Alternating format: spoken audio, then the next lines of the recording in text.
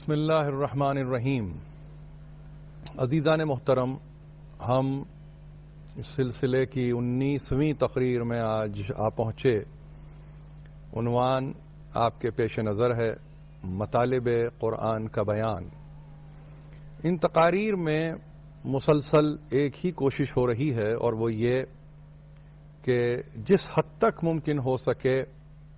قرآن مجید سے استفادہ کیا جائے۔ قرآن مجید سے بڑھ کر کوئی کتاب نہیں جو انسان کو اس قابل بنائے کہ وہ اپنی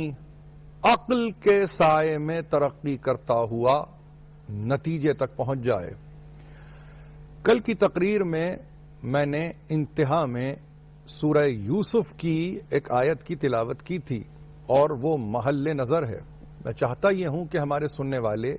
اس آیت کو ایک مرتبہ اور بغور دیکھیں اور اس کے ترجمے پر بھی نظر رکھیں، اس لیے کہ سورہ یوسف کا مطالعہ یہ بتلاتا ہے کہ یہ مکی سورہ ہے، اور مکی سوروں میں بھی ظاہر ہے کہ یہ مکی زندگی کے وسط میں آنے والے سوروں میں ہیں، جہاں پر ابھی بعثت یا رسالت کا آغاز ہوا ہو، وہاں پر کل اختیار دے دینا، یعنی اختیار تمیزی دے دینا، اور اس کے بعد یہ کہنا کہ تم کہو اے حبیب قل ہاذہ سبیلی، کہ یہ میرا راستہ ہے۔ ایک اور دلچسپ بات سننے والوں کو میں سمجھتا ہوں کہ قرآن پڑھتے ہوئے خاص طور پر نوٹ کرنا چاہیے، وہ یہ کہ جتنی مرتبہ لفظ قل استعمال ہوا ہے، یہ لفظ قل ایسے نہیں کہ کوئی کمی تھی لفظ کی اور اس کو داخل کر دیا گیا ہے، نہیں، کلام مجید میں 332 مرتبہ لفظ قل کا استعمال ہے، اور لفظ قل کا استعمال فقط یہی نہیں کہ ایک اختیار کو بتا رہا ہے، بلکہ بغیر مطالعہ قرآن مجید کا یہ بتلاتا ہے کہ لفظ قل عبد اور معبود کے درمیان رشتے کو استوار کرتا ہے۔ جہاں جہاں لفظ قل ہے، وہاں وہاں اگر آپ یہ چاہیں کہ اس لفظ کو حذف کر دیا جائے، یہ کلمہ حذف کر دیا جائے، تو پھر آیت کے کوئی معنی ہی نہیں رہتے، اس لیے کہ درمیان کا واسطہ ہی ختم ہو جاتا ہے، درمیان کا ذریعہ ہی ختم ہو جاتا ہے۔ تو قرآن مجید نے تربیت کی ہے ذرائع پر ایمان لانے کی، قرآن مجید نے تربیت کی ہے وسائل پر ایمان رکھنے کی، قرآن مجید نے تربیت کی ہے واسطوں کے تعلق سے سمجھنے کی اور پہچاننے کی، لہذا اس آیت نے لفظ قل کے ساتھ آغاز کیا، اور قل ظاہر ہے کہ تم کہہ دو یا آپ کہہ دیجئے اے حبیب، جس طرح سے بھی ترجمہ کیا ہے ترجمہ کرنے والوں نے، ظاہر ہے کہ کوئی کسی صورت بھی یہ کوشش نہیں کر سکتا کہ ہتک عزت ہو یا توہین ہو یا اہانت ہو، حتماً نہیں، لیکن یہ قربت ہے، یہ قربت ہے جس کا اعلان کبھی آپ سے ہوتا ہے، کبھی تو سے ہوتا ہے، تو اس میں تقرب پایا ہوا بندہ ہے، اس کے لیے لفظ بے معنی ہے، اس کے لیے ایک رشتہ ہے جو بامانی ہے اور جو رہ جانے والا رشتہ ہے۔ تو آپ کہہ دیجئے اے حبیب قل ہاذہ سبیلی، یہ میرا راستہ ہے، ادعو الی اللہ علی بصیرۃ، میں بلا رہا ہوں اللہ کی طرف بصیرت پر، انا اپنی، ومن اتبعنی اور اپنے پیروں کی، وسبحان اللہ وما انا من المشرکین، منزہ ہے اللہ کی ذات، پاک و پاکیزہ ہے اللہ کی ذات، مبرہ ہے اللہ کی ذات، بلند و بالا ہے اللہ کی ذات، سبحان اللہ وما انا من المشرکین، میں مشرکین میں سے قطعا نہیں ہوں، میں شریک بنانے والوں میں حتماً نہیں ہوں، میں شرک کرنے والوں میں حتماً نہیں ہوں۔ ایک آیت نے، مکی آیت نے، مکی سورے میں آنے والی اس آیت نے کچھ اہم چیزوں کو طے کر دیا، اور وہ اہم چیزیں یہ ہیں کہ ایک تو یہ کہ وہ مکے کا پہلا سال ہو یا مدینے کا آخری سال ہو، ایسا نہیں ہوتا کہ اختیار ملتے ملتے اختیار مل رہا ہے، بلکہ کیفیت یہ ہے کہ اولین یعنی روز اولین سے اختیار پایا ہوا رسول ہے، اتھارٹی پایا ہوا رسول ہے۔ اب جب چاہے اپنی اتھارٹی کو وہ منوا دے، اور اس طرح سے منوا دے کہ بے شک راستہ اللہ کی طرف ہے، ایک ہی ہے جس کو اللہ کی طرف جانا ہے، اور ظاہر ہے کہ جانا اس لیے ہے کہ اس کی جانب لوٹنا ہے۔ جب اس کی جانب لوٹنا ہے تو وہ ایک ہی راستے پر چلتے ہوئے جانا ہوگا۔ جب ایک راستے پر چلتے ہوئے جانا ہوگا تو وہ راستہ کسی اور کا ہو ہی نہیں سکتا، یقیناً اللہ کا راستہ ہے، مگر جب اختیار کل عطا کرتا ہے تو اسی راستے کے متعلق کہتا ہے کہ اے حبیب اب آپ کہہ دیجئے کہ یہ آپ کا راستہ ہے، ہاذہ سبیلی۔ اور راستہ فقط اس لیے نہیں ہے کہ کوئی حاکم کہہ رہا ہے کہ اس کا راستہ ہے، یا کوئی جابر کہہ رہا ہے کہ اس کا راستہ ہے، یا کوئی وقتی حکومت کا نمائندہ کہہ رہا ہے کہ اس کا راستہ ہے، نہیں، یہ وہ راستہ ہے کہ جو اللہ کی طرف دعوت دے رہا ہے۔ یعنی ایک کی اہمیت کا اندازہ اگر اس آیت میں آپ لگائیں تو آنے والے زمانے تک سارے کے سارے مسلمان، سارے کے سارے انسان جس دور میں وہ آئیں، وہ اس ایک کے سہارے سے اپنا سفر اللہ تک باقی رکھ سکیں گے۔ ادعو الی اللہ،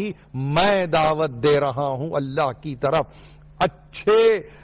طریقے پر چلنے والے، تہذیب یافتہ معاشرے میں رہنے والے بغیر دعوت کے کہیں نہیں جاتے۔ اسلام اگر دعوت ہے تو داعی رسول ہے، بلانے والا رسول ہے، پکارنے والا رسول ہے، اور اگر پکارنے والا رسول ہے تو اس کا مطلب یہ ہے کہ اس کی دعوت پر لبیک کہتے ہوئے بڑھنے والا مسلمان ہے۔ ادعو الی اللہ، میں دعوت دے رہا ہوں۔ یہ دعوت مکے کی زندگی میں دعوت نہیں تھی، یہ دعوت مدینے کی زندگی میں جا کے تمام ہونے والی دعوت نہیں تھی، یہ دعوت پہلی صدی ہجری کے لیے نہیں تھی، یہ دعوت اصحاب اور اصحاب کے بعد تابعین اور تبع تابعین تک منتہی ہونے والی دعوت نہیں تھی، بلکہ یہ دعوت آج بھی ہے، قیامت تک یہ دعوت رہنے والی ہے۔ جب جہاں جس وقت قرآن مجید پڑھا جائے گا اس وقت تک یہی کیفیت ہوگی کہ بلانے والا رسول ہوگا جو بلا رہا ہوگا۔ ادعو الی اللہ علی بصیرۃ انا ومن اتبعنی، اور پھر دعوت کے تعلق سے دعوت کے معیار کو طے کر دیا۔ تنہا دعوت کافی نہیں ہے، کسی کا بلا لینا کافی نہیں ہے، کسی کا پکارنا کافی نہیں ہے، بلکہ دعوت کے تعلق سے ایک اہمیت کی شے کو جو رکھا ہے وہ یہ کہ وہ دعوت نہیں جس میں بصیرت شامل نہیں، وہ دعوت نہیں جس میں انسائٹ کا دخل نہیں، وہ دعوت ہی نہیں جس میں ویژن ہی شامل نہیں۔ ادعو الی اللہ علی بصیرۃ انا ومن اتبعنی، اور اس کے بعد ایک خاص بات کو رکھا ہے، یہ دعوت ہے جو میں دے رہا ہوں، کس کی سمت؟ اللہ کی سمت، اللہ کی جانب اپنی بصیرت کے ساتھ۔ یہ آئی سائٹ نہیں ہے، یہ بصارت نہیں ہے، کہیں مغالطہ بصارت و بصیرت میں نہ ہو۔ بصارت ظاہر بین نگاہوں سے دیکھنے کو کہتے ہیں، ظاہر بین نگاہوں سے دیکھنے کا نام بصارت ہے۔ بصیرت قلب کی گہرائیوں سے دیکھنے کا نام، قلب کی گہرائیوں سے جاننے کا نام۔ یعنی اب آنے والا مسلمان تا قیام قیامت جب کبھی سفر اللہ کی جانب کرے گا تو وہ محمد کی قول پر سفر کرتا ہوا مسلمان ہوگا۔ محمد سے ہٹ کر، محمد سے کٹ کر، محمد سے بچ کر اللہ کی طرف کوئی جا ہی نہیں سکتا۔ جب اللہ کی طرف کوئی جا نہیں سکتا تو ظاہر ہے کہ روز محشر کہاں نتیجہ اس کو ملنے والا ہے۔ لہذا اس دنیا میں اس ہستی پر بھروسہ کرتے ہوئے آگے بڑھنا ہوگا، اور پھر ویژن ہر شخص کا، ہر فرد کا، ہر کس و ناکس کا نہیں ہوتا۔ یہ دنیاوی حکومت نہیں ہے، یہ آنی جانی زمانی وقتی حکومت نہیں ہے، بلکہ یہ رہ جانے والی حکومت ہے، اور اس کی حکومت ہے جو صاحب ملک ہے، جو صاحب ملک ہے۔ اور ایسی کیفیت میں یہ بتایا کہ دیکھو میری بصیرت پر چلنا ہوگا، جو میں کہوں اسے ماننا ہوگا، جیسا میں چاہوں ویسا ہی کرنا ہوگا۔ تو اس کا مطلب یہ ہوا کہ ایک تعلیم دی، ایک تہذیب تھی، ایک تمدن دیا دنیا کو اور آنے والی دنیا کو کہ دیکھو اب دعوت دینے والا یعنی داعی الی الحق ایک ہے، اب جتنے بھی آئیں گے سب اس کے تابع ہوں گے، سب اس کی اتباع کرنے والے ہوں گے، سب اس کی پیروی کرنے والے ہوں گے۔ اور پھر اعلان کیا قرآن مجید نے کہ بصیرت پر بلانے والا تو بلا رہا ہے بصیرت انا ومن اتبعنی، اور وہ جو میرا تابع ہے۔ سرکار دو عالم نے نسبت اپنی طرف دی ہے تابع کی، یعنی پیروی کرنے والا متعلق ہے جو پیروی کر رہا ہے، اتباع کرنے والا تعلق خاطر رکھتا ہے پیغمبر سے جو اتباع کر رہا ہے۔ تو اب یقیناً سرکار رسالت مآب کی دعوت ہے اللہ کی طرف، مگر اس دعوت میں شامل کیا ہے یہ کہہ کر کے دیکھو میں بلا رہا ہوں اپنی بصیرت کے ساتھ اور اپنے تابع کی بصیرت کے ساتھ، اس کی بصیرت کے ساتھ کہ جو میری اتباع کر رہا ہے۔ بصیرت میں اگر اضافہ ہو رہا ہے تو کہیں ذہن میں یہ بات نہ آئے کہ کیا دو کی مختلف بصیرت ہوگی، کیا دو کا مختلف ویژن ہوگا، کیا دو کا مختلف نظریہ ہوگا، کیا دو کی مختلف فور سائٹ ہوگی۔ نہیں، ایسا نہیں ہے، بلکہ منوانا یہ ہے، پہچنوانا یہ ہے کہ جو میری بصیرت ہے تابع کا مطلب ہی یہ ہے ایسا تابع جو متابعت کرے، ایسا مطیع جو اطاعت کرے، ایسا پیروی اور ایسا فرما برداری کرنے والا کہ اولین و آخرین میں اس سے بہتر کوئی اور فرما برداری کرنے والا نہ ہو، یعنی عالم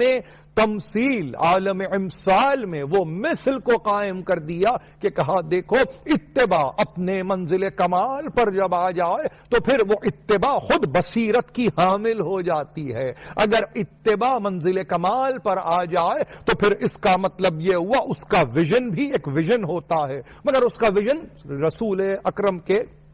ویژن سے علیحدہ نہیں ہوتا۔ تو ایسی صورت میں اس لفظ کو سمجھتے ہوئے اگر آگے آپ بڑھیں اور دیکھیں کہ یہ لفظ اتباع کا ہے کہ اتباع ہے، شخصی اتباع ہے، کسی فرد کی اتباع ہے، نہیں، میں عرض کرتا رہا ہوں کہ یہ اتباع حق ہے، حق کی اتباع ہے، حق کی پیروی ہے، حق کے راستے پر چلنا ہے، حق کی اطاعت کرنا ہے، اور حق کچھ نہیں، محال ہے بغیر ایک نام، یعنی صرف ایک نام لیجئے اور وہ نام ہی عین حق ہے، اصل حق ہے، روح حق ہے، اور وہ ہے ذات واجب الوجود کا نام۔ یعنی اب رسول بلائے یا رسول کا تابع بلائے، زمانہ 11 ہجری کا ہو یا زمانہ 40 ہجری کا ہو، زمانہ 61 ہجری کا ہو یا زمانہ 148 ہجری کا ہو، زمانہ 255 ہو یا 260 ہجری ہو یا زمانہ آج 1433 ہجری ہو، وہ کوئی ہو زمانہ ہو، بلانے والا جس دور میں بھی بلا رہا ہوگا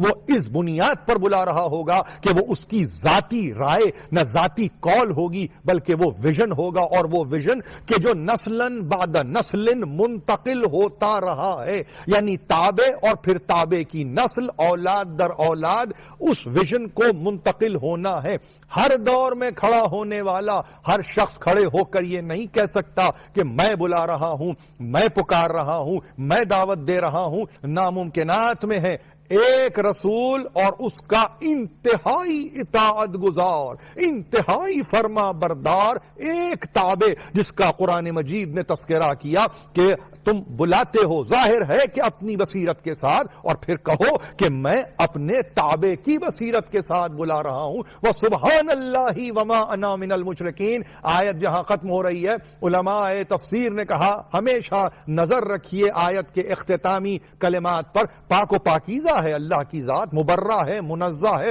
ہر شے سے بلند و بالا ہے، میں مشرکین میں نہیں ہوں۔ کہیں یہ نہ سمجھنا کہ اگر میں بلا رہا ہوں تو یہ میری قول ہے، نہیں، میں کسی کو شریک نہیں بناتا، نہ اس کے تعلق سے شریک بنا رہا ہوں، نہ اپنے تعلق سے کسی کو شریک کر رہا ہوں، مگر کہہ یہ رہا ہوں کہ تم کہیں یہ آنے والے زمانے میں نہ سمجھ بیٹھنا کہ یہ تو شرک ہو گیا، یہ تو دوئی ہو گئی، یہ تو ثنویت ہو گئی، یہ تو کہیں ایسا لگا جیسے کہ کسی بندے کی کی پرستش ہو گئی؟ حتمن نہیں ہوئی، کچھ بھی نہیں ہوا، بشرطے کہ اسلام کی اصل پر نظر رہے۔ دیکھیے اس کی تربیت فکری حضرت ابراہیم علیہ السلام کر چکے تھے۔ جب ایک مرتبہ دعا کی ہے اور دعا اس طرح سے کی ہے کہ پروردگار رب اجعل ھذا البلد آمنا، پروردگار اس شہر کو مقام امن قرار دے دے، وجنبنی وبنی ان نعبد الاصنام، اور ہم کو اور ہمارے بچوں کو، میرے بیٹوں کو،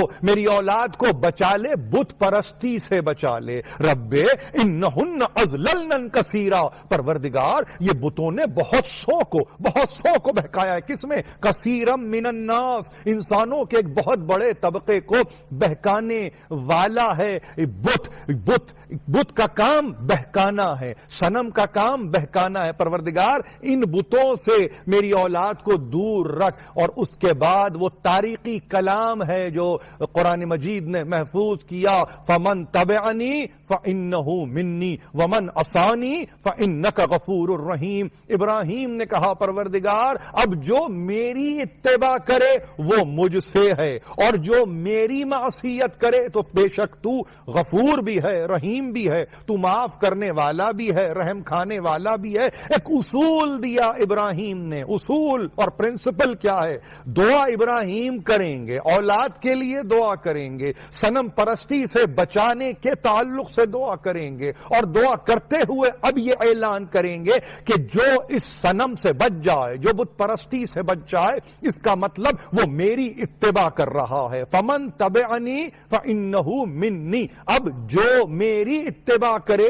وہ میری منیت میں ہے، وہ مجھ سے ہے۔ اور ومن عصانی فإنک غفور الرحیم، اور جو میری معصیت کرے، جو گناہ کرے، تو ظاہر ہے کہ تو معاف کرنے والا ہے۔ دو چیزیں طے ہو رہی ہیں، ایک چیز کہ اتباع کمال پر جب چلی جائے تو وہ اتباع منیت میں تبدیل ہو جاتی ہے، اور دوسری بات یہ کہ ہر دور میں اس چیز کو سمجھنے کی ضرورت ہے کہ تنہا انسان اللہ کا گنہگار نہیں ہوتا، اس کے نبی کا بھی گنہگار ہوتا ہے۔ ومن عصانی کی ترکیب یہ بتا رہی ہے کہ اتباع کے ساتھ ساتھ اگر کوئی ایسی منزل آ جائے کہ جہاں پہ اتباع نہ ہو اور اطاعت نہ ہو تو پھر وہ معصیت کی منزلوں پہ بات چلی جائے گی، اور جہاں معصیت ہے تو اللہ سے پہلے اللہ کے مخصوص بندے کی معصیت ہے، وہ گناہ ابراہیم کے تعلق سے ہو جائے گا۔ تو اس کا مطلب یہ کہ مقام اتباع مقام منیت سے ہم کنار کر دے گی۔